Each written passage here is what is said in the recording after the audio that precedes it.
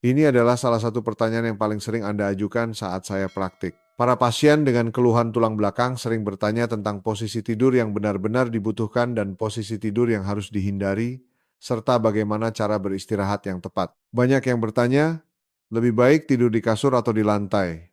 Jawabannya adalah tentu saja kasur. Halo para penonton nutrisi cerdas yang sehat, saya Dr. Budi Santoso, seorang spesialis saraf tulang belakang, termasuk juga untuk persendian. Ada banyak sekali alasan mengapa seseorang menderita rasa sakit, tetapi salah satunya adalah tidur. Saat Anda tidur, otak akan mengeluarkan pereda nyeri alami. Hormon pertumbuhan yang membuat otot menjadi lebih kuat juga diproduksi saat tidur. Ini membuat Anda bisa merasakan sakit yang jauh lebih sedikit dan otot dapat terbentuk dengan baik, sehingga tidur berkualitas adalah jalan pintas tercepat menuju kesembuhan. Oleh karena itu, jika Anda biasanya tidak bisa tidur nyenyak, waktu tidur Anda terlalu singkat, atau kualitas tidur Anda sangat buruk, maka Anda harus memperbaiki kualitas tidur Anda. Hal yang ingin saya sampaikan hari ini adalah tentang tempat tidur Anda. Ya, tempat tidur adalah salah satu penyebab utama yang mengganggu tidur nyenyak Anda. Lalu, mana yang lebih baik, kasur atau lantai? Banyak yang menanyakan ini, dan jawabannya adalah sudah pasti kasur. Lalu ada yang bertanya, "Dok, bagaimana kalau saya tidur di lantai dengan alas selimut tebal atau matras?" Tentu saja, menggunakan selimut tebal atau matras di lantai memang sedikit lebih baik daripada lantai kosong, tapi hanya sedikit lebih baik. Jadi, jika Anda secara kronis menderita sakit pinggang atau telah didiagnosis menderita stenosis atau hernia diskus saraf terjepit, Anda harus menggunakan kasur. Alasannya adalah, tulang belakang Anda memiliki struktur seperti huruf S ganda. Dari leher hingga tulang ekor, tulang belakang Anda tidak lurus, melainkan melengkung. Saya akan berikan sebuah perumpamaan. Anda membeli sebuah pakaian yang sangat mahal, misalnya setelan jas. Bagaimana cara Anda menyimpannya? Anda menggantungnya di gantungan baju agar tidak kusut dan menyimpannya di lemari, bukan? Alasannya, jika Anda melipatnya, apa yang akan terjadi? Nanti meskipun Anda menyetrikanya, pakaian itu akan rusak. Struktur tulang belakang Anda ini ibarat pakaian mahal. Anda harus menjaganya dengan baik. Menjaga ini bukan hanya saat Anda beraktivitas di siang hari, tetapi juga saat Anda tidur. Saat Anda berbaring, peran kasur adalah untuk mempertahankan kelengkungan alami tulang belakang Anda. Jika Anda tidur di lantai, semua kelengkungan tulang belakang Anda akan runtuh. Karena kurva S ini rusak, meskipun Anda sudah tidur semalaman, tulang belakang Anda sama saja seperti menderita sepanjang malam. Jadi, tempat tidur yang paling baik adalah kasur yang dapat menopang dan menerima bentuk tulang belakang saat Anda berbaring, di mana bagian yang menonjol didorong oleh pegas, dan bagian yang cekung diterima oleh pegas, sehingga bentuk tulang belakang tetap terjaga. Lalu, kasur seperti apa? Apakah kasur air yang empuk, kasur pegas yang lentur, atau kasur yang keras? Poin pentingnya di sini adalah kasur yang sangat keras seperti kasur batu, mohon maaf kepada para produsen kasur batu, adalah kasur yang tidak direkomendasikan oleh dokter spesialis tulang belakang. Kasur pegas adalah yang terbaik, karena pegaslah yang berfungsi menopang dan menerima lekuk tulang belakang. Kasur dengan lapisan busa memori foam juga bisa membantu. Namun alasan pribadi saya tidak terlalu merekomendasikan kasur busa memori adalah karena harganya mahal. Ya, seringkali lebih mahal daripada kasur pegas. Dan meskipun ada yang tidak, pada umumnya kasur busa memori memang mahal. Selain itu, daya tahannya mungkin sedikit lebih pendek daripada pegas. Jadi, menurut opini pribadi saya, dari segi biaya, kasur pegas sedikit lebih baik. Untuk tipe kasur pegas, tipe yang agak keras lebih baik daripada tipe yang terlalu lentur saat Anda berbaring. Sebenarnya sulit membedakan mana yang tipe keras atau tipe lentur. Tetapi, tipe yang membuat pinggang dan bokong Anda amblas secara berlebihan saat berbaring itu tidak baik. Saat berbaring harus terasa agak keras namun tetap nyaman. Itu kuncinya. Keras namun nyaman. Jika terasa keras dan tidak nyaman, berarti itu tipe yang terlalu keras untuk Anda. Jadi, Anda harus mencobanya langsung. Memilih kasur secara online tanpa mencobanya sebenarnya bukan pilihan yang baik. Pastikan Anda memilih matras yang memiliki pegas, dan Anda juga memerlukan rangka tempat tidur. Ada orang yang tidur dengan meletakkan matras pegas langsung di lantai. Hal ini akan sangat mengurangi umur matras tersebut. Oleh karena itu, pastikan Anda menggunakan kasur dengan rangka. Rangka tempat tidur sebaiknya tidak terlalu tinggi. Jika terlalu tinggi akan membebani tulang belakang saat Anda turun. Jadi, Ketinggian yang paling ideal adalah yang memungkinkan kaki Anda tidak menggantung saat Anda duduk di tepi ranjang. Sekarang, saya akan menunjukkan kepada Anda posisi tidur yang nyaman dan sangat disukai oleh tulang belakang Anda untuk melindunginya. Siapkan satu handuk seperti ini yang ada di rumah dan sebuah bantal tipis. Jangan yang terlalu tinggi. Gulung handuk seperti ini. Cukup satu handuk saja, karena dari pengalaman saya, dua handuk terlalu tinggi. Jadi, gulungan ini untuk pinggang dan bantal ini untuk kaki. Mari kita berbaring. Posisi yang paling nyaman untuk tulang belakang adalah posisi telentang menatap langit-langit. Saat berbaring, karena struktur tulang belakang, akan ada ruang kosong yang terbentuk, yaitu di bawah pinggang dan di bawah lutut. Bagian ini akan menggantung.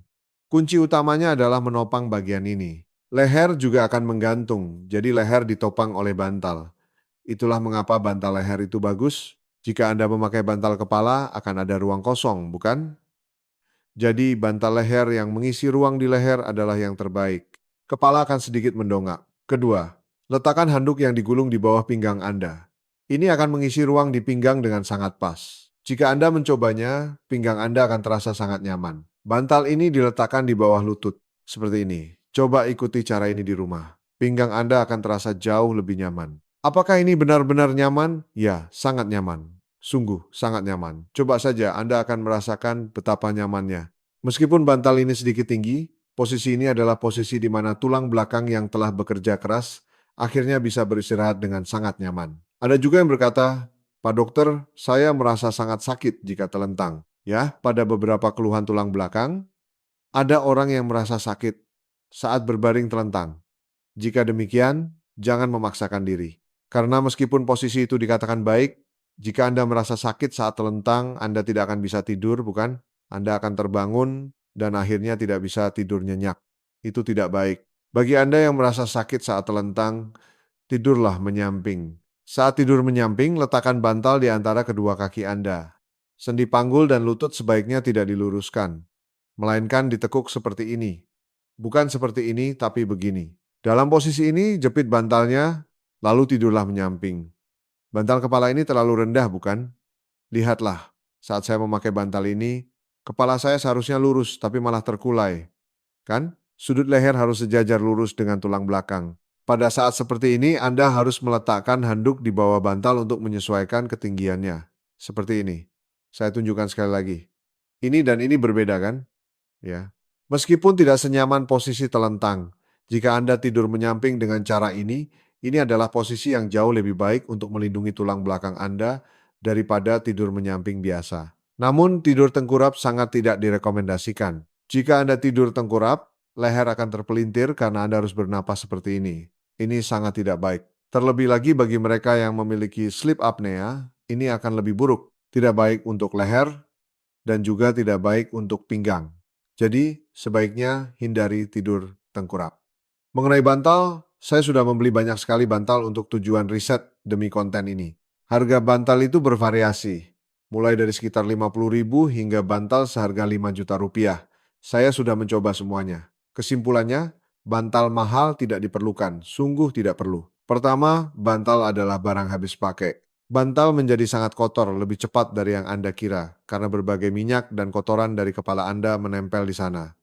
Jadi, produk bantal harus memiliki sarung yang bisa dicuci. Beberapa produk tidak memiliki sarung yang bisa dilepas. Pastikan Anda memilih tipe yang sarungnya bisa dilepas untuk dicuci. Kedua, ada tipe bantal yang membuat leher tidak tertekuk baik saat tidur, menyamping maupun saat telentang. Bantal seperti apa itu? Ada bantal yang bentuknya tidak seperti balok biasa, melainkan tinggi di kedua sisi dan cekung di tengah, yang biasa disebut bantal berbentuk sadel kuda. Saat Anda berbaring telentang, bagian tengah yang lebih rendah akan membuat kepala Anda terasa nyaman. Saat tidur menyamping, Anda bisa menggunakan bagian pinggir yang lebih tinggi. Dengan begitu, kepala Anda akan terangkat. Jadi, bantal berbentuk sadel kuda ini bagus karena bisa digunakan baik untuk tidur menyamping maupun telentang. Menurut saya, harga yang wajar untuk bantal ini adalah di bawah 500.000. Harga 4 atau 500.000 rupiah tidak perlu. Sungguh, ada banyak produk bagus di bawah 500.000. Jadi lebih baik beli yang harganya di bawah 500.000 atau 600.000. Lalu gantilah secara berkala. Ya, menggantinya 1 atau 2 kali setahun jauh lebih baik daripada membeli bantal seharga 6 atau 7 juta rupiah yang sama sekali tidak perlu. Untuk bantal, bahan busa memori foam itu bagus. Busa memori pun pilih yang tipenya agak keras, bukan yang empuk. Kenapa? Karena bantal tidak memiliki pegas. Bahan yang paling bisa meniru fungsi pegas dalam menjaga lekuk tulang belakang adalah busa memori. Alasan busa memori bagus adalah karena ia bisa menopang dan menerima sesuai dengan ketinggian leher setiap orang. Jadi, busa memori itu bagus. Pengobatan tulang belakang memang dilakukan di rumah sakit. Tetapi tempat pengobatan yang paling penting adalah kamar tidur Anda. Mengambil posisi tidur yang tepat di kamar tidur Anda sama pentingnya, bahkan lebih, daripada mendapatkan suntikan dan obat di rumah sakit. Hanya ketika Anda tidur nyenyak dengan posisi yang nyaman, tulang belakang Anda dapat beristirahat, dan otak Anda dapat mengeluarkan pereda nyeri alami beserta hormon yang dapat membangun otot lebih banyak. Jadi, pastikan Anda memilih kasur dan bantal yang baik dan sesuai untuk Anda, serta pelajari dan terapkan posisi tidur yang baik. Itulah jalan pintas untuk menjaga kesehatan tulang belakang Anda. Tidur nyenyak dengan nyaman di kasur yang baik. Sejujurnya, selain berbaring, semua situasi lain sebenarnya adalah kondisi terburuk bagi pinggang kita. Tulang belakang adalah struktur yang sangat kokoh, tetapi pada saat yang sama juga rapuh. Jadi, Anda harus merawat pinggang Anda. Posisi terburuk yang merusak kesehatan tulang belakang Anda adalah musik apa itu? Di antara pasien yang datang ke saya, pasien termuda adalah siswa kelas 3 SD. Saya terkejut. Saya baru pertama kali melihat hernia diskus terjadi pada anak kelas 3 SD. Batasan usia kini seolah telah hilang. Dulu, saat saya menjalani program residensi, saya diajarkan bahwa penyakit tulang belakang adalah penyakit degeneratif orang tua. Dikatakan jarang terjadi pada siswa atau orang muda. Alasan semua itu runtuh adalah karena kita hidup di lingkungan yang tidak mendukung tulang belakang untuk hidup nyaman. Apa perbedaan antara dulu dan sekarang? Kita sekarang jauh lebih banyak beraktivitas sambil duduk. Bahkan 10 tahun yang lalu, mengantri di supermarket pada akhir pekan adalah hal yang sangat biasa. Antreannya bisa sangat panjang. Sekarang, supermarket cenderung sepi, itu karena e-commerce. Anda memesan sambil duduk, bukan? Dan sekarang ada kerja dari rumah. Sebagian besar pekerjaan dilakukan di rumah dengan komputer. Lingkungan di mana segalanya diselesaikan sambil duduk menjadi jauh lebih umum. Tentu saja, ini adalah lingkungan terburuk bagi tulang belakang. Disinilah petunjuknya. Posisi yang paling tidak disukai tulang belakang, posisi terburuk yang merusak kesehatan tulang belakang adalah posisi duduk. Mungkin Anda berpikir, bukankah hanya saat duduk saja tidak baik? Tidak juga. Saya akan menunjukkan beberapa statistik. Pertama, saya akan menjelaskan beban yang diterima pinggang Anda berdasarkan posisi. Pertama, saat berdiri tegak. Berapa tekanan yang diterima tulang belakang saat berdiri? Beratnya 100 kilogram. Luar biasa, bukan? Tulang belakang Anda menahan tekanan 100 kilogram. Ini sangat berat. Jadi pekerjaan yang menuntut berdiri dalam posisi kaku untuk waktu lama sangat tidak baik untuk pinggang. Dan saat berdiri atau berjalan dalam posisi membungkuk, tekanannya naik menjadi 150 kilogram. Berdiri lama memang tidak baik, tetapi jika ditambah dengan postur membungkuk saat berdiri atau berjalan, tekanannya menjadi 150 kilogram. Sekarang saat duduk. Saat duduk dengan benar agar tidak membebani tulang belakang, tekanannya adalah 140 kg. Sebanyak apapun Anda berusaha duduk dengan benar, pinggang tetap menanggung beban 40 hingga 50 kg lebih banyak daripada saat berdiri. Duduk bukanlah istirahat, saat duduk hanya kaki yang beristirahat, sementara pinggang sebenarnya bekerja lebih keras. Masalahnya dimulai dari sekarang. Duduk dengan posisi membungkuk. Ini adalah posisi duduk yang biasa kita lakukan. Posisi saat di kereta, taksi, atau menonton TV di sofa pada akhir pekan adalah posisi membungkuk. Kemudian di kantor, saat Anda bekerja seperti ini, saya rasa saya belum pernah melihat orang bekerja sambil duduk dengan punggung tegak lurus menjaga kelengkungan tulang belakang. Kenyataannya, sebagian besar orang duduk dengan membungkuk. Saat itu tekanan yang diterima pinggang adalah 185 kg. Dibandingkan saat berdiri, ini hampir 2 kali lipat. Jadi, duduk dengan posisi yang salah membuat pinggang 2 kali lebih terbebani daripada saat berdiri. Itulah alasannya. Posisi yang lebih buruk lagi adalah saat mengangkat barang. Saat Anda membungkuk untuk mengangkat barang berat, tekanan yang diterima pinggang sekitar 220 kg. Jauh lebih buruk daripada duduk membungkuk. Terakhir, Saat Anda duduk dengan posisi membungkuk seperti ini, lalu tiba-tiba Anda membungkuk untuk mengangkat barang. Misalnya, saat menjelang pulang kerja Anda mengangkat tas, atau saat ada paket datang. Coba saya cek paketnya, sambil mengangkat kotak paket yang disimpan di bawah meja. Beban yang diterima saat itu adalah lebih dari 270 kilogram. Sangat buruk, bukan? Jadi kesimpulannya, pinggang Anda sebenarnya hanya beristirahat saat Anda berbaring. Bahkan saat berbaring pun sebenarnya ada tekanan. Kecuali saat berbaring dengan posisi yang benar sambil menjaga kelengkungan tulang belakang, pinggang selalu bekerja. Bahkan saat berdiri dan saat duduk. Ketika postur Anda memburuk dan membungkuk, akan lebih berat lagi. Dan yang paling buruk adalah saat membungkuk untuk mengangkat barang. Oleh karena itu Anda harus belajar, apa itu duduk yang benar, apa itu berdiri yang benar, apa itu berjalan yang benar. Ini sangat penting. Dan saat mengangkat barang, otot apa yang harus digunakan, itu juga sangat penting. Mempelajari dan memperbaikinya adalah langkah pertama yang paling penting dalam pengobatan semua penyakit tulang belakang. Mengabaikan ini dan pergi ke dokter hebat atau rumah sakit ternama untuk minum obat, disuntik, atau dioperasi, itu seperti membalik urutan yang benar. Mengerti? Memperbaiki kebiasaan hidup yang salah adalah yang pertama. Setelah itu, bertemu dokter dan menjalani pengobatan secara bersamaan adalah urutan yang benar. Itulah mengapa saya menyiapkan handuk ini. Tidak ada kursi yang lebih baik dari ini. Lipat handuk menjadi dua seperti ini, lipat sekali lagi, lalu lipat sekali lagi. Anda akan mendapatkan bentuk seperti ini. Letakkan handuk ini di atas kursi, di bagian tengah kursi. Bukan di belakang atau di depan, tapi di tengah. Saat duduk, Anda harus duduk dengan posisi sedikit di depan handuk ini. Seolah-olah Anda hanya sedikit menduduki bagian depannya. Jangan duduk sepenuhnya di atas handuk, tapi sedikit di depannya. Saya akan tunjukkan, seperti ini. Saat Anda duduk seperti ini, Anda akan merasakan ada sesuatu yang mengganjal di bagian belakang bokong Anda. Itu karena ada handuk. Dalam posisi ini, pertahankan sudut pinggang yang baik yang sudah banyak Anda ketahui, yaitu lordosis atau lengkung ke depan. Perut sedikit ke depan, punggung sedikit cekung. Bukan seperti ini, tapi begini. Ini adalah posisi yang paling baik. Kaki antara betis dan paha harus membentuk sudut 90 derajat. Apa fungsi dari ini? Pertama, karena ada handuk, bagian belakang bokong sedikit terangkat. Jika tidak ada handuk, biasanya kita duduk seperti ini. Saat duduk seperti ini, semua beban akan tertuju pada tulang belakang. Tulang belakang akan sangat terbebani. Saat duduk seperti ini, berat badan cenderung condong ke depan. Mirip seperti posisi menunggang kuda, seperti duduk di sadel kuda. Apa yang terjadi saat itu? Pusat gravitasi kita tidak lagi di tulang belakang, melainkan bergeser ke kaki. Jadi kaki Anda yang akan menopang berat badan Anda. Dengan begitu, pinggang bisa beristirahat. Posisi ini dan posisi ini berbeda. Pada posisi ini, pusat gravitasi berat badan kita berpindah ke kaki. Kaki Anda menopang berat badan dan pinggang bisa sedikit beristirahat. Karena ini mengurangi stres dan tekanan pada pinggang, bagi mereka yang memiliki penyakit tulang belakang, ini bisa mencegah kondisinya memburuk. Dan bagi yang tidak punya penyakit tulang belakang, ini bisa mengurangi risiko terkena. Kedua, manfaat lainnya adalah karena handuk ini sedikit menekan bagian belakang bokong. Saat postur Anda mulai membungkuk, Anda akan segera menyadarinya. Saat membungkuk, Anda akan merasa tertekan. Terasa sedikit tidak nyaman. Oh, postur saya salah.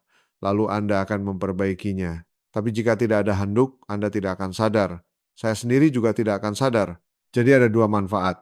Membuat berat badan condong ke depan, sehingga pinggang bisa beristirahat. Dan kedua, membantu Anda menyadari saat sudut pinggang Anda salah, sehingga Anda bisa memperbaiki postur. Ini adalah cara yang sangat murah, sederhana, dan bisa memanfaatkan kursi yang sudah Anda miliki. Saya sendiri saat praktek selalu menggunakan handuk ini di kursi saya. Ini semua berdasarkan pengalaman pribadi saya, dan saya yakin ini jauh lebih membantu daripada kursi manapun. Sekarang, Anda mungkin bertanya, saya sudah tahu posisi yang baik, tapi apakah tidak ada kursi yang bagus, Dok? Banyak yang menanyakan ini. Ya, ada banyak iklan tentang kursi yang bagus dan di pasaran ada banyak kursi mahal. Kursi termahal yang pernah saya lihat harganya mencapai 10 juta rupiah. Dan kursi yang dipasarkan sebagai kursi pelindung tulang belakang biasanya harganya di atas 4 juta rupiah, sekitar 4 hingga 6 juta rupiah. Saya sendiri sudah membeli dan mencoba banyak kursi semacam itu. Saya membelinya bukan hanya karena pinggang saya sakit, tetapi juga untuk tujuan riset. Saya ingin tahu, apakah kursi seperti itu benar-benar membantu? Kesimpulan saya, tidak banyak membantu. Kenapa? Karena sebagus apapun kursinya, kursi itu tidak membuat Anda duduk dengan benar. Contohnya, kursi mahal itu didesain untuk menopang pinggang dari belakang dan mendorongnya ke depan. Desainnya ada pada sandaran punggungnya. Sudut sandaran punggung itu dibuat agar sesuai dengan sudut pinggang Anda untuk menjaganya. Dan saat bersandar, sandaran itu tidak berubah bentuk dan tetap memberikan kekuatan yang sesuai secara konsisten. Itu mungkin poin utamanya. Namun alasan saya mengatakan kursi seperti ini tidak terlalu berguna adalah karena meskipun Anda duduk dengan punggung menempel pada sandaran kursi yang bagus itu, setelah 10 atau 20 menit postur Anda akan membungkuk. Seperti ini. Apakah kursi itu bisa menahan Anda agar tidak membungkuk? Tidak. Saya mengatakan ini karena saya sudah mencobanya. Jika kursi bagus itu bisa mengikat tubuh Anda dengan sabuk pengaman rangkap 3 agar tidak bergerak, mungkin sudutnya bisa terjaga. Tapi kursi seperti itu tidak ada. Yang penting adalah Anda harus selalu sadar bahwa postur Anda sedang membungkuk. Kursi itu tidak memiliki sistem alarm semacam itu. Jadi, kursi terbaik menurut saya adalah kursi yang membuat Anda mengubah posisi. Apa maksudnya? Karena kita pasti akan membungkuk. Seberapapun kita mengingatnya, postur kita akan membungkuk. Saat Anda fokus pada komputer, pada dokumen, kita pasti akan membungkuk seperti ini. Yang paling penting adalah Anda menyadari, postur saya membungkuk. Dan setiap saat memperbaikinya. Itulah kursi yang baik. Mungkin ada yang tidak suka cara ini, tapi saya sarankan pakai alarm. Atur alarm di ponsel Anda setiap 30 menit. Saat alarm berbunyi setelah 30 menit, coba perhatikan postur Anda. Pasti sudah membungkuk. Yang tadinya mulai tegak, sekarang sudah seperti ini. Saat alarm berbunyi, berdirilah. Regangkan pinggang sekali, lalu duduk lagi. Atau jika malas, atur setiap 1 jam. Saat alarm berbunyi, apa yang Anda lakukan? Berdiri. Regangkan pinggang, lalu duduk lagi. Hanya dengan ini saja, Anda sudah menyelamatkan pinggang Anda dari posisi membungkuk selama 1 jam penuh. Jadi, mengatur alarm setiap jam untuk memperbaiki postur juga bisa menjadi cara yang baik. Saat Anda berpikir untuk beristirahat di kursi, yang beristirahat adalah kaki, bukan pinggang. Jika sudut tulang belakang Anda salah, pinggang akan sangat terbebani, jadi Anda harus duduk tegak. Untuk bisa duduk tegak, Anda harus selalu ingat dan sadar agar sudut pinggang tidak salah. Disinilah handuk yang saya jelaskan tadi, memainkan peran yang sangat besar. Saya merasa sangat sakit, bokong saya sakit, kaki saya terasa ditarik dan pegal lalu saya ke rumah sakit. Hasil MRI pun tidak menunjukkan masalah besar. X-ray dan CT scan juga menunjukkan tidak ada yang salah. Nyeri pinggang kronis yang tidak diketahui penyebabnya, yang tidak terlihat pada pemeriksaan seperti X-ray dan CT scan, itu benar-benar ada. Saya sering sekali menjumpai kasus ini. Jika Anda tidak tahu tentang ini, Anda bisa sangat menderita. Mengapa? Karena nyeri pinggang kronis ini tidak terdiagnosis. Hasil MRI pun tidak menunjukkan masalah besar. Bahkan X-ray dan CT scan menunjukkan tidak ada yang salah. Tapi pasien sampai harus berhenti kerja dan hidupnya hancur. Betapa sakitnya sampai mereka harus bergantung pada obat pereda nyeri narkotik yang merusak hati mereka. Bahkan tidak bisa makan sampai kurus kering. Banyak yang datang dan berkata, "Dok, tolong saya. Lebih baik mati daripada hidup seperti ini." Sebenarnya apa penyebabnya? Ada banyak. Bahkan setelah pergi ke rumah sakit universitas ternama di negeri ini, mereka tidak bisa menemukan penyebabnya. Saya juga tidak tahu, kata dokter. Dan mereka datang ke saya dengan kecewa, berharap saya bisa menemukan sesuatu, membawa tumpukan hasil pemeriksaan yang luar biasa banyak. Saya berani mengatakan bahwa saya telah melihat lebih banyak kasus nyeri pinggang kronis tanpa penyebab yang jelas daripada dokter tulang belakang pada umumnya. Kenapa hal seperti ini bisa terjadi? MRI tulang belakang dianggap sebagai pemeriksaan paling akurat di dunia untuk mendiagnosis penyakit tulang belakang. Apakah ada pemeriksaan yang lebih akurat dari MRI? Tidak ada. Jika Anda memiliki penyakit tulang belakang, seharusnya semuanya terlihat di MRI. Tapi kenapa ada kasus yang tidak terlihat? Ada berbagai hipotesis, dan ada juga pemikiran pribadi saya. Jadi saya akan merangkum dan menjelaskannya. Pertama, pemeriksaan MRI, X-ray, dan CT scan saya sebut sebagai pemeriksaan fisik. Pemeriksaan untuk menemukan lesi fisik. Lesi fisik itu apa? Perubahan bentuk, perubahan struktur. Pemeriksaan ini hanya bisa mendeteksi jika ada hal-hal seperti itu. Jika tulang retak, otot sobek, bantalan tulang diskus pecah, atau saraf terjepit, perubahan fisik ini tidak mungkin terlewatkan. Namun nyeri pinggang, nyeri leher, dan penyakit sendi tulang belakang bisa sangat sakit meskipun tidak ada perubahan bentuk. Ada beberapa alasannya. Pertama, tidak ada lesi fisik, tetapi ada masalah fungsional. Masalah fungsi. Ketika pinggang, otot, dan tulang Anda tidak cocok untuk aktivitas Anda, pekerjaan Anda, atau berbagai kegiatan sehari-hari Anda, itu bisa menimbulkan rasa sakit yang luar biasa. Itu tidak akan terlihat di MRI jika belum ada perubahan fisik. Mungkin orang-orang seperti ini di kemudian hari, ketika tulang belakang dan ototnya sudah tidak sanggup menahan dan rusak, baru akan terlihat di MRI. Tapi sebelum tahap itu, tidak akan terlihat meskipun di MRI. Jadi masalah fungsional contohnya adalah otot. Jika otot Anda lemah, atau otot Anda sangat kaku, atau sendi tulang belakang Anda sangat tidak sehat, meskipun tidak terlihat di MRI atau CT scan, Anda bisa merasakan sakit. Kedua, di level tulang belakang, sarafnya normal. Tapi dari tulang belakang ini, saraf keluar. Keluar, lalu melewati otot pinggang, melewati bokong, dan turun ke kaki. Saya ulangi lagi, saraf di dalam tulang belakang disebut saraf pusat. Di sana tidak ada masalah. Tapi cabang saraf keluar dari sana, melewati otot, melewati bokong, dan melewati kaki. Jika di suatu tempat di sepanjang jalur itu saraf terjepit, gejalanya akan sama persis seperti stenosis dan hernia diskus. Kaki terasa ditarik, bokong sakit, dan kaki kesemutan. Namun MRI tulang belakang tidak bisa mendeteksi ini. Sampai saat ini bisa disebut sebagai keterbatasan teknis. Saraf yang terjepit di suatu tempat yang saya sebut sebagai saraf perifer. Masalah di level saraf perifer ini sebenarnya tidak terlihat di MRI. Satu-satunya pemeriksaan yang mungkin bisa mendeteksinya adalah pemeriksaan elektromiografi. Pemeriksaan konduksi saraf sedang dikembangkan, tetapi pemeriksaan ini juga masih memiliki banyak keterbatasan. Kecuali jika sarafnya rusak parah atau terjepit di beberapa area tertentu, sulit untuk mendeteksinya. Jadi, lesi saraf perifer, di mana saraf terjepit di suatu tempat, terasa sakit tapi hasil MRI normal. Saya akan menjelaskan beberapa penyakit yang depiojogin yang menyebabkan lesi saraf perifer ini. Pinggang normal, tapi saya merasa sangat sakit. Bokong sakit, kaki terasa ditarik dan pegal. Pergi ke rumah sakit. Hasil MRI normal. Lalu tahu apa kata dokter? Anda normal. Tidak mungkin sakit. Coba ke psikiater, minum obat penenang. Ada yang bilang begitu. Tapi ini bukan masalah kejiwaan. Anda benar-benar sakit, makanya Anda mengambil cuti, mengeluarkan uang, pergi ke rumah sakit besar, dan menunggu sebulan untuk bisa diperiksakan. Orang-orang seperti ini benar-benar sakit. Dokter yang mengatakan ini masalah kejiwaan, menurut saya itu sangat tidak sopan. Harus diakui bahwa pasien datang karena mereka sakit, lalu harus dicari penyebabnya. Meskipun sulit, penyakit saraf perifer yang umum adalah: pertama, diabetes. Jika Anda menderita diabetes, salah satu komplikasinya adalah neuropati perifer diabetik. Saraf perifer rusak, kaki terasa kesemutan, sakit. Pasien seperti ini hasilnya akan terlihat pada pemeriksaan konduksi saraf. Kedua, ada sindrom kaki gelisah restless leg syndrome. Penyakit ini juga menimbulkan gejala yang mirip. Tapi sindrom kaki gelisah punya ciri khas, yaitu sakitnya terutama di malam hari. Anehnya, saat beraktivitas di siang hari, sakitnya berkurang. Tapi saat mau tidur malam, sakitnya luar biasa. Ini bedanya dengan stenosis dan hernia diskus. Stenosis dan hernia diskus sakit saat beraktivitas.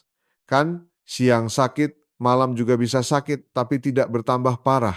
Jadi, jika di siang hari saat beraktivitas malah baik-baik saja, tapi terutama di malam hari sangat menderita sampai terbangun. Karena sakit dan harus menggoyangkan kaki agar sedikit lega, itu adalah sindrom kaki gelisah. Ada satu lagi yang sering membingungkan, varises. Vena di kaki yang tersumbat, varises, juga bisa menyebabkan gejala kaki sakit, kesemutan, dan terasa ditarik. Namun, varises bisa diamati dengan USG. Di USG sebagian besar terlihat, tapi meskipun tidak di USG, ada perbedaannya. Karena ini penyakit vena, biasanya kaki akan bengkak parah atau warnanya berbeda. Aliran darah yang terhambat, berarti warna kaki juga bisa berubah. Jadi jika ada perubahan warna menjadi pucat atau kemerahan, harus dicurigai penyakit yang berhubungan dengan arteri atau vena. Ini tidak sulit diamati dengan USG. Tapi jika semua itu tidak ada masalah, bukan ini, bukan itu, bukan yang itu juga, maka penyakit yang muncul adalah sindrom piriformis. Dalam bahasa Inggris, piriformis syndrome. Piriformis adalah buah pir barat. Bentuk buah pir ini mirip dengan otot piriformis di bokong kita. Makanya disebut sindrom piriformis. Otot yang Anda sentuh saat memegang bokong adalah otot gluteus maximus. Otot piriformis ada di dalamnya, jadi Anda tidak bisa merasakannya. Jika karena berbagai sebab otot piriformis bermasalah, saraf skiatik yang sangat penting yang keluar dari tulang belakang dan lewat di bawah otot piriformis akan tertekan dengan kuat oleh otot piriformis atau menempel. Akibatnya akan timbul lesi di level saraf skiatik dan gejalanya seperti kaki terasa ditarik, kesemutan, pegal, dan sakit. Hampir sama persis dengan stenosis dan hernia diskus. Dalam kasus ini, karena masalahnya ada di otot piriformis, MRI pinggang tidak akan menunjukkan masalah apapun. Jangan mendiagnosis sindrom piriformis hanya berdasarkan gejala. Hal pertama yang harus dilakukan adalah bertemu dengan spesialis tulang belakang untuk memeriksa kemungkinan stenosis atau hernia diskus. Jika tidak ada, barulah periksa kemungkinan lain. Jika bukan juga, ada kemungkinan sindrom piriformis. Jadi pelajari lebih lanjut tentang sindrom piriformis dan tanyakan pendapat dokter yang banyak menanganinya. Menurut saya itu akan membantu. Sindrom piriformis ini kontroversial. Kenapa? Karena seperti namanya, sindrom ini adalah diagnosis dugaan. Karena tidak ada metode pemeriksaan yang akurat untuk memastikan sindrom piriformis, banyak dokter yang mengatakan penyakit ini tidak ada. Tapi saya yakin penyakit ini ada. Sudah banyak penelitian dan data pengobatan yang mengarah pada keberadaan sindrom piriformis. Namun, pengobatan sindrom piriformis tidak sederhana. Dulu, sindrom piriformis bahkan dioperasi, tapi hasil operasinya tidak baik. Jadi, pengobatan sindrom piriformis yang paling penting adalah pertama, diagnosis yang akurat. Kedua, pengobatan harus dilakukan sedini mungkin. Ketiga, pengobatannya adalah rehabilitasi seperti peregangan atau penguatan otot, ditambah dengan terapi suntik. Jika ketiga hal ini dilakukan dengan baik dan tepat waktu, sindrom piriformis adalah penyakit yang bisa disembuhkan. Bukan karena tidak bisa diobati lantas penyakitnya tidak ada. Tidak, pengobatannya tidak berjalan dengan baik. Edukasi untuk mengubah gaya hidup pasien tidak dilakukan, dan pasien tidak menjalankan edukasi tersebut. Makanya tidak sembuh. Jika semua ini berjalan dengan baik, sindrom piriformis bisa diobati tanpa banyak kesulitan. Metode pengobatan terbaik untuk sindrom piriformis adalah peregangan piriformis. Mengapa bisa terkena sindrom piriformis? Biasanya karena banyak duduk. Pekerja kantoran, pengemudi yang lama menyetir, otot piriformis menjadi tegang dan kaku. Dalam kasus seperti itu, otot piriformis harus diregangkan agar perlengketan dengan saraf skiatik bisa terlepas dan tekanan pada saraf berkurang. Jadi peregangan piriformis adalah metode latihan yang sangat penting. Latihan peregangan piriformis ini tidak hanya membantu mengobati sindrom piriformis, tetapi juga merupakan latihan yang sangat baik bagi Anda yang menderita hernia diskus dan stenosis. Saya akan menjelaskan peregangan piriformis sederhana yang bisa dilakukan di rumah atau di kantor. Pertama, duduk tegak, letakkan kaki yang sakit di atas lutut seperti ini. Hal yang paling penting saat mengangkat kaki atau melakukan peregangan adalah pinggang tidak boleh membungkuk. Jika pinggang membungkuk, penyakit diskus bisa memburuk atau nyeri pinggang bisa bertambah parah. Jadi, pinggang harus selalu tegak, dada dibusungkan. Jika bahu membungkuk seperti ini tidak boleh, sudut pinggang harus dijaga, perut sedikit ke depan, punggung sedikit cekung. Dalam posisi ini, satu tangan memegang lutut, satu tangan memegang pergelangan kaki.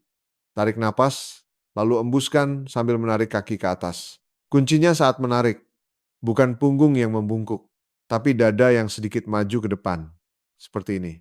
Saat membungkuk, Anda akan merasakan peregangan yang kuat di bokong. Coba sekali lagi, lakukan lagi. Tarik napas, hembuskan. Jika Anda sedikit membungkukkan pinggang saat ini, akan lebih efektif untuk meregangkan otot piriformis. Coba sekali lagi, pegang lutut dan pergelangan kaki, busungkan dada, musik hu. Lakukan seperti ini, setiap kaki, 10 detik, 3 kali. Sebaiknya lakukan di kedua sisi. Bergantian setiap kaki 10 detik, 3 kali sehari. Jika tidak ada rasa sakit khusus, lakukan sesering mungkin. Ini akan sangat membantu. Ini adalah latihan peregangan piriformis yang bisa dilakukan tanpa terikat waktu dan tempat khusus. Saat saya praktek, banyak pasien yang bertanya, dan teman-teman saya juga banyak yang bertanya tentang ini. Pemeriksaan yang paling sering dialami di rumah sakit adalah röntgen, CT scan, dan MRI tulang belakang. Jika Anda memahami hal ini, Anda tidak hanya bisa menghemat biaya, tetapi saya yakin ini akan sangat membantu Anda dalam mendapatkan perawatan tulang belakang yang lancar. Pertama, saya akan membahas tentang asuransi. Musik röntgen, CT scan, dan MRI tulang belakang masing-masing memiliki tujuan yang berbeda. Pemeriksaan paling dasar adalah röntgen. Pertama, saya akan membahas tentang asuransi. Pemeriksaan mana yang ditanggung oleh asuransi kesehatan seperti BPJS, yaitu CT scan dan röntgen. MRI tulang belakang hanya ditanggung oleh asuransi. Untuk sebagian kecil kasus, sebagian besar tidak ditanggung. Ini yang perlu Anda ketahui. Pertama, röntgen adalah pemeriksaan paling penting untuk melihat bentuk tulang. Untuk melihat apakah tulang belakang miring ke samping, membungkuk ke belakang kifosis, atau terlalu melengkung ke depan. Ini adalah pemeriksaan penting untuk melihat sudut dan bentuk masing-masing ruas tulang belakang. Juga digunakan untuk melihat patah tulang belakang. Namun, setelah melihat bentuk tulang belakang, röntgen hanya bisa memberikan dugaan ada atau tidaknya stenosis dan hernia diskus, tidak lebih. Jadi, jika dokter mengatakan hasil röntgen normal, berarti tidak ada hernia diskus atau stenosis, itu adalah penjelasan yang salah. Kadang-kadang saya mengalaminya, pasien datang dan berkata, "Saya sudah di röntgen, katanya tidak ada masalah diskus." Itu tidak benar. Bisa jadi ada masalah diskus. Jadi, röntgen bukan pemeriksaan untuk memastikan diagnosis stenosis dan hernia diskus. Ini adalah pemeriksaan dasar, tetapi tidak bisa memastikan diagnosis. Namun, ini adalah pemeriksaan yang wajib dilakukan. Jika Anda pernah di röntgen dan hasilnya belum lama, Anda bisa membawa salinannya, maka rumah sakit lain tidak akan melakukan röntgen lagi. Tapi sebenarnya, perbedaan biayanya tidak banyak. Biaya menyalin hasil atau biaya röntgen baru di rumah sakit sebenarnya tidak jauh berbeda. Jadi menurut saya, jika hanya röntgen, tidak perlu repot-repot menyalin. Lebih baik lakukan röntgen di rumah sakit yang Anda datangi. Itu tipsnya. Kedua, CT scan. Perbedaan CT scan dan MRI saya ibaratkan seperti ini. CT scan adalah kaca pembesar dan MRI adalah mikroskop. Dari segi akurasi tentu ada perbedaan. Mikroskop jauh lebih akurat, tapi ada kalanya kaca pembesar lebih baik dari mikroskop. Untuk melihat secara luas dan singkat, tidak ada yang lebih baik dari kaca pembesar. Untuk pemeriksaan sederhana, tidak perlu melakukan MRI yang rumit.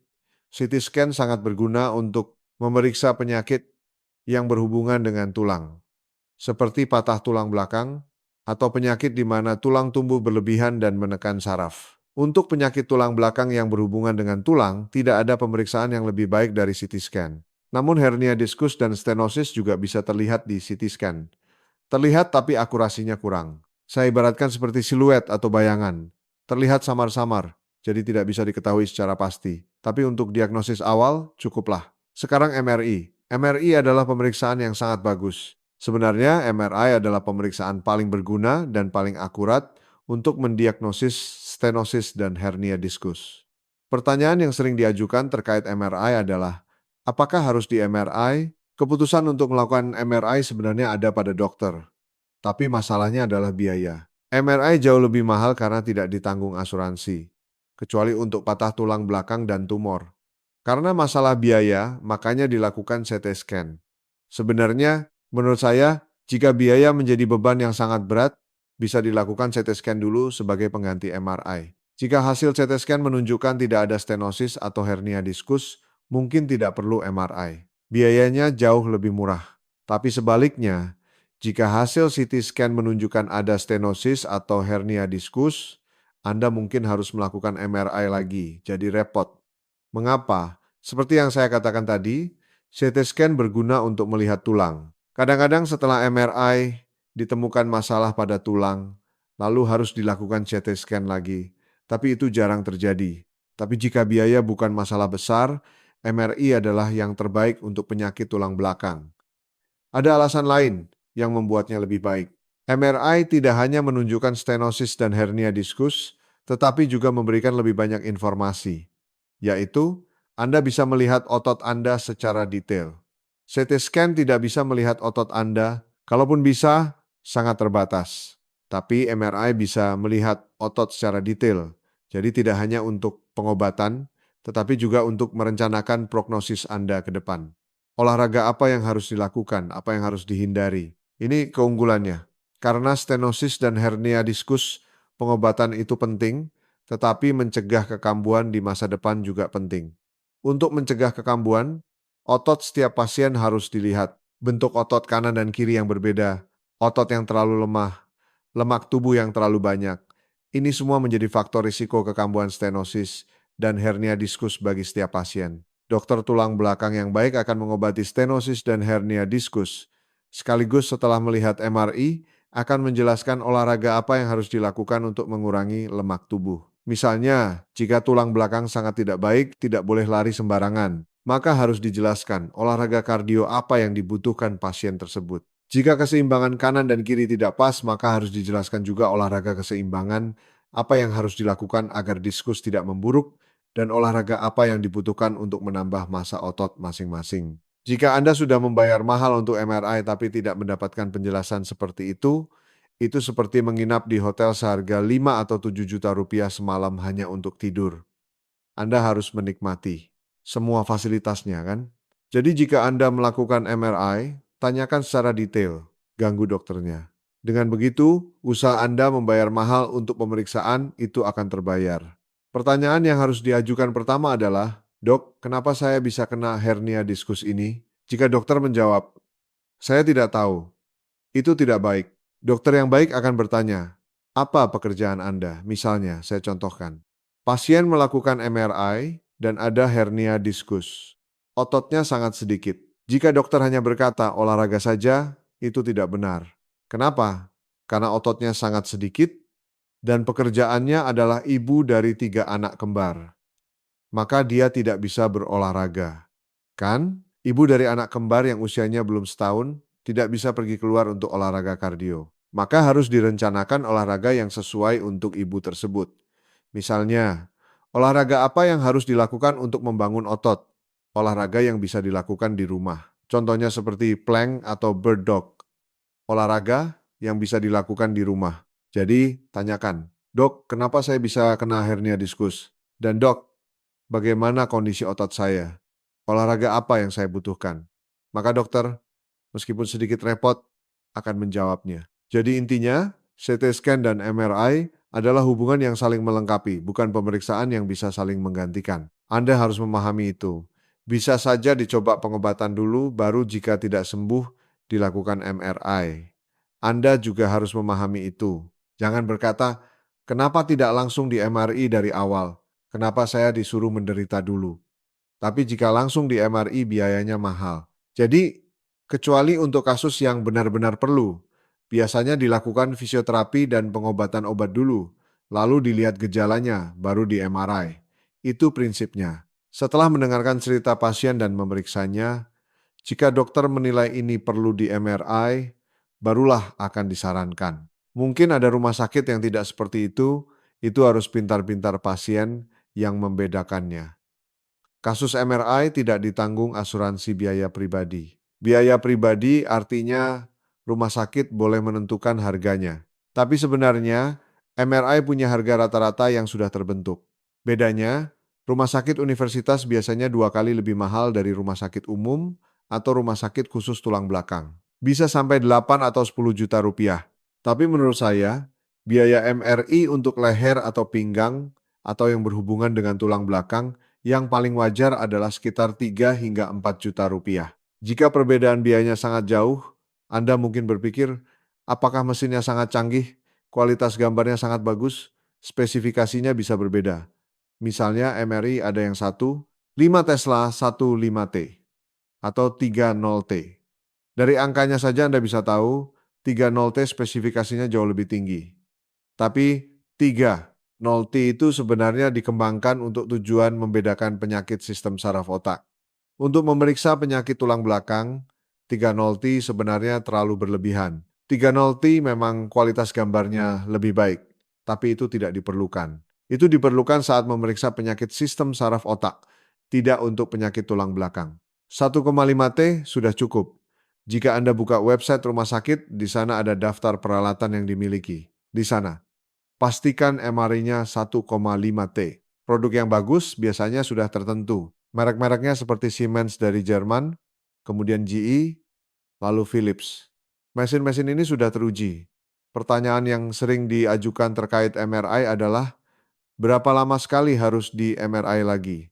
Menurut saya, jika Anda sudah pernah MRI dengan mesin 5T dan hasilnya kurang dari setahun, tidak perlu di MRI lagi. Kurang dari 6 bulan, benar-benar tidak perlu. Biasanya jika sudah lebih dari 1,2 tahun, bisa diminta MRI lagi. Tapi jika MRI dilakukan dalam setahun terakhir, kecuali untuk kasus yang sangat khusus, tidak akan diminta MRI lagi jika tidak ada perubahan gejala yang besar. Misalnya, tiba-tiba dalam setahun terakhir muncul gejala baru yang sebelumnya tidak ada, atau tiba-tiba memburuk, maka bisa saja di MRI. Tapi jika tidak akan diminta MRI lagi. Kadang-kadang, karena saya juga dokter, teman-teman saya sering bertanya, bisa tolong buatkan janji di rumah sakit yang bagus? Ada kenalan dokter tidak? Saran saya, lakukan pemeriksaan sederhana di rumah sakit terdekat, lalu jalani pengobatan.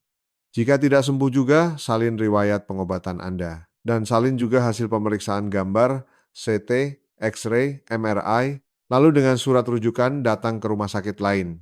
Dengan begitu, proses konsultasi bisa lebih cepat dan ringkas. Ini akan sangat menghemat biaya dan waktu pengobatan. Dari sudut pandang dokter, dokter seperti ini harus dihindari. Ini yang ingin saya sampaikan kepada Anda. Pertama, dokter yang hanya melihat layar, melihat hasil pemeriksaan gambar Anda, CT, X-ray, MRI, tanpa melihat pasien, tanpa berbicara dengan pasien. Percayalah, dokter seperti ini banyak. Hampir tidak melihat wajah, telinganya terbuka, tapi matanya hanya melihat rekam medis dan gambar. Ini dokter yang harus dihindari. Kenapa? Karena ini seperti menikah hanya dengan melihat pas foto, tanpa pernah bertemu. Pemeriksaan gambar memang perlu, tapi itu hanya sebagian kecil dari diagnosis. Berbicara dengan pasien untuk mengetahui bagaimana awal mula sakitnya, apa yang paling menyulitkan, bahkan apa pekerjaan pasien, apa yang diinginkan pasien, mendengarkan semua itu, dan memberikan metode pengobatan yang paling sesuai adalah kewajiban paling dasar seorang dokter. Jika dokter tidak melakukan itu, hindari. Kedua, banyak dokter yang tidak mau menerima pertanyaan apapun. Saat Anda berbicara, mereka berkata, jangan membantah apa yang saya katakan, lakukan saja apa yang diperintahkan. Dokter seperti ini juga banyak. Satu lagi, dokter yang sangat sulit ditemui. Setelah bertemu sekali, baru bisa bertemu lagi 6 bulan kemudian. Untuk membuat janji saja butuh 4 bulan, lalu konsultasi 5 menit, dan konsultasi berikutnya 6 bulan lagi. Ini dokter bintang. Jadwalnya penuh sampai setahun ke depan. Mungkin karena beliau sangat hebat, makanya jadwalnya penuh setahun. Tapi bagi Anda, ini adalah yang terburuk. Kenapa? Karena penyakit tulang belakang dan sendi memerlukan follow-up, sering kontrol untuk memahami prosesnya, memberikan feedback, dan jika perlu mengubah pengobatan. Proses ini sangat diperlukan. Seperti suami istri yang perlu komunikasi. Penyakit yang paling membutuhkan banyak komunikasi antara dokter dan pasien adalah penyakit tulang belakang dan sendi. Jika komunikasi itu hanya bisa dilakukan 6 bulan sekali, mau tidak mau Anda harus menghindari dokter tersebut. Dan menurut saya, sebagai dokter tulang belakang, saya ingin berbicara tentang suntikan. Saya pikir dokter yang memeriksa harusnya yang menyuntik langsung. Tapi di rumah sakit universitas ada keterbatasannya. Saya pikir di rumah sakit universitas ada pengecualian. Karena skalanya besar dan pasiennya banyak, profesor tidak bisa menyuntik langsung. Ruang tindakan juga jauh. Tapi di rumah sakit umum, ruang tindakan ada di sebelah ruang periksa. Saya pikir harus menyuntik langsung. Alasannya, saat menyuntik ada rasa. Penyakit yang saya duga benar. Tapi kadang, ternyata bukan. Saat saya menyuntik, kadang pasien tidak merasakan sakit yang seharusnya. Berarti, dugaan saya salah. Suntikan itu, selain sebagai pengobatan, juga sangat membantu dalam diagnosis. Tapi jika bukan dokter yang memeriksa yang menyuntik, semua informasi diagnostik yang bisa didapat dari suntikan itu akan hilang. Jadi harus menyuntik langsung. Alasan tidak menyuntik langsung, saya pikir karena malas dan lelah. Memeriksa pasien lalu menyuntik itu sebenarnya sangat melelahkan. Alasan saya terlihat cepat tua adalah karena ini sangat melelahkan. Bolak-balik saat jam praktik itu bukan pekerjaan biasa. Jika tidak punya stamina dan kesabaran untuk menyuntik langsung, Menurut saya, lebih baik berhenti. Sebegitu pentingnya dokter menyuntik langsung. Dan satu lagi, tahukah Anda tentang pemain five tool dalam bisbol? Pemain yang hebat dalam memukul, home run, kekuatan pukulan, kemampuan mencapai base, dan kecepatan lari. Pemain five tool dianggap sebagai pemain bisbol terbaik. Menurut saya, dokter juga perlu menjadi pemain five tool. Harus pandai operasi, harus ramah dan pandai menjelaskan, dan harus bisa melakukan tindakan non-operasi sendiri. Hanya pandai operasi, tidak. Harus bisa melakukan prosedur non-operasi sendiri, harus bisa menyuntik. Kenapa ini penting? Agar bisa memberikan metode pengobatan yang paling sesuai untuk pasien. Misalnya, jika saya hanya dokter yang menyuntik, atau hanya bisa operasi dan tidak bisa yang lain, maka saya hanya akan menawarkan apa yang bisa saya lakukan. Pasien ini harus dioperasi. Tapi saya tidak bisa operasi, maka saya tidak akan mengatakan, Anda perlu operasi. Tentu ini hanya kasus sebagian kecil saja. Saya hanya akan memberikan suntikan dan obat. Tapi sebaliknya, dokter yang bisa operasi mungkin hanya akan berkata, mari kita operasi. Jadi, dokter tulang belakang terbaik yang harus Anda temui adalah dokter yang bisa melakukan suntikan, prosedur, dan operasi. Operasi besar atau operasi endoskopi, operasi minimal invasif. Harus bisa semuanya. Bagaimana cara mengetahuinya? Pertama, lihat di profilnya di website rumah sakit. Baca jenis-jenis operasi yang bisa dilakukannya. Ada prosedur, ada operasi, ada banyak jenisnya. Baca itu. Atau rekomendasi dari pasien yang pernah dioperasi. Jika begitu, tidak akan sulit untuk mengetahuinya. Dalam pengobatan tulang belakang, bertemu dengan dokter yang baik atau tidak, menurut saya itu bisa mengubah nasib. Kancing pertama itu penting. Jika kancing pertama salah, Anda bisa menderita seumur hidup. Misalnya, dioperasi padahal tidak perlu, atau seharusnya dioperasi tapi tidak, dan hanya menjalani prosedur lain sampai terlambat. Itu tidak bisa diubah. Jadi bertemu dengan dokter yang baik sangatlah penting. Hari ini saya telah menjelaskan secara singkat tentang pentingnya pemeriksaan gambar pada penyakit tulang belakang, kriteria dokter yang baik dan tidak baik. Meskipun singkat, jika Anda memahami semua yang saya sampaikan, saya yakin ini akan sangat mengurangi penderitaan, kekecewaan, pemborosan uang, dan waktu karena penyakit tulang belakang.